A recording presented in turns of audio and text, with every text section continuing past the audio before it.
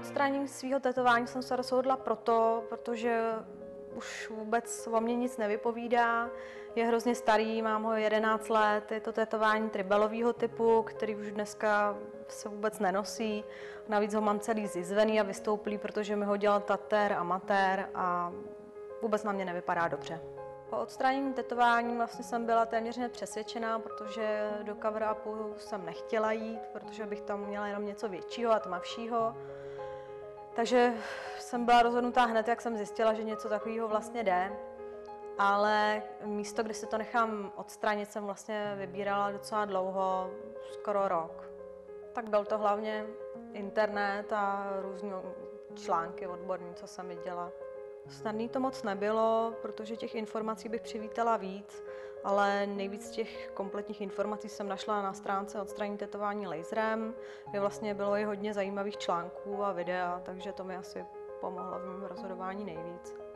Tak četla jsem nějaké reference na internetu pozitivní, ale když jsem tady byla vlastně poprvé na konzultaci, tak jsem tady potkala v čekárně jednoho sympatického pána, který zrovna odcházel z posledního ošetření a říkal, že tady vlastně byl moc spokojený a že nemá žádnou jizvu, takže to mě přesvědčilo k tomu, že vlastně jsem se rozhodla do toho jít taky.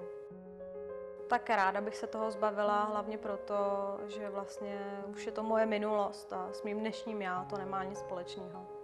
Očekávám, že to bude otázkou maximálně 10 000.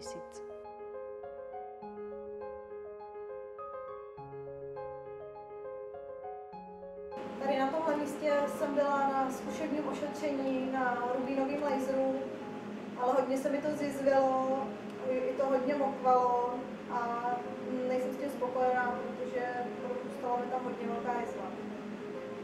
Tady na tomhle místě jsem si nechala zkušební ošetření laserem Pueskin, který teda vůbec nebolelo, ale výsledek se nedostavil jaksi.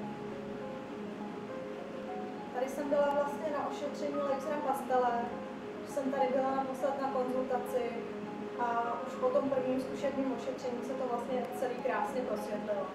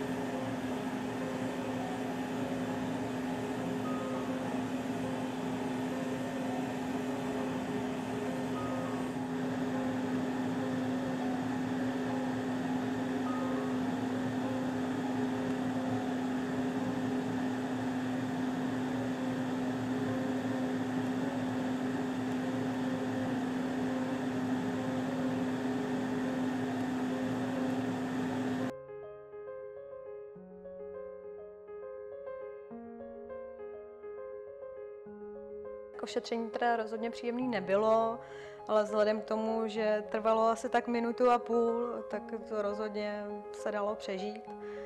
A nebylo to tolik, jako když jsem byla na tom zkušebním ošetření jinde, protože tam vůbec třeba nepoužívali to chlazení, takže za mě v pohodě.